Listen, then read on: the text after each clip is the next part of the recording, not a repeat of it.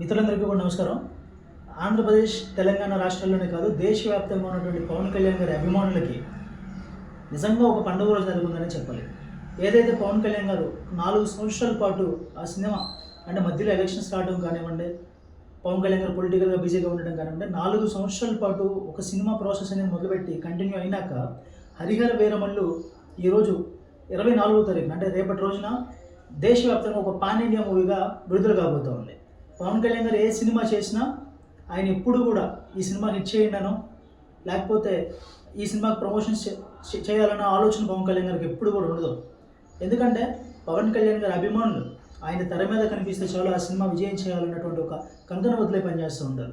అదేవిధంగా మెగా అభిమానుల్ని, పవన్ కళ్యాణ్ గారి అభిమానుల్ని ఈ సందర్భంగా కోరుకునేది ఒకటే, హరిహర వీరమల్లు ఒక చారిత్రక నేపథ్యం ఉన్నటువంటి సినిమా. కోహినీర్ వజ్రం ఏ విధంగా ఆ కృష్ణానది పరివాహక ప్రాంతంలో ఉన్నటువంటి కొల్లూరులో దొరికింది, అక్కడి నుంచి ఏ విధంగా దాని కథ ముందుకు సాగింది అన్నటువంటి అంశాలపై చరిత్రను తెలిసేటువంటి విధంగా తీసినటువంటి ఈ సినిమా కాబట్టి ప్రతి మెగా అభిమాని, ప్రతి పవన్ కళ్యాణ్ గారి అభిమాని, ప్రతి తెలుగు సినిమా అభిమాని ఈ సినిమాని దిగ్విజయం చేయాల్సిందిగా ప్రతి ఒక్కరిని కూడా కోరుకుంటా ఉన్నాం. పవన్ కళ్యాణ్ గారి పేరు చెప్తే ఈరోజు కనిపిస్తూ ఉంది, 100% కనిపిస్తూ ఉంది ఎలక్షన్స్లో రాజకీయంగా. ఆయన ఎక్కడికి వెళ్తే అక్కడ 100% స్ట్రైక్ రేట్ కనిపిస్తూ ఉంది.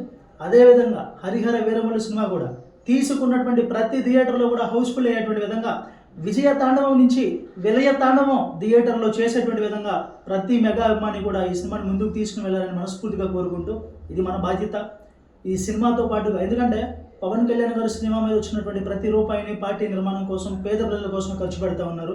కాబట్టి అలాంటి సినిమాల్ని, అలాంటి వ్యక్తి యొక్క సినిమాని మరింత బాధ్యతగా మనం ముందుకు తీసుకెళ్లాలని చెప్పేసి తెలియజేస్తూ ప్రతి ఒక్కరికి కూడా ధన్యవాదాలు. హరిహర వీరమల్లు ఖచ్చితంగా అందరూ మీ కుటుంబాలతో సహా చూడాలని చెప్పేసి విజ్ఞప్తి చేస్తా ఉన్నాం.